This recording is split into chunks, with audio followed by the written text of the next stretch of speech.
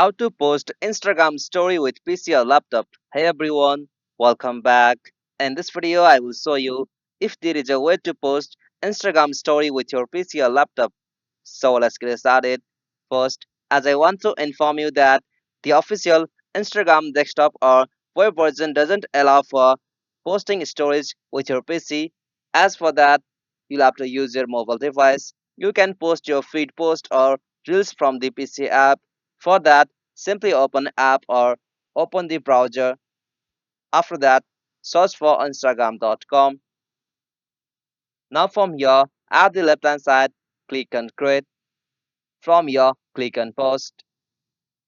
Now from here, you can add or select photos or video that you want to post from your PC or laptop, but you can post stories from your PC or laptop.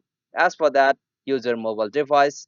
And that's it. This is the method you can try to upload Instagram picture or story with your PC or laptop. If you found this video helpful, please make sure to like and subscribe for more videos like this. Thanks for watching. Have a good day.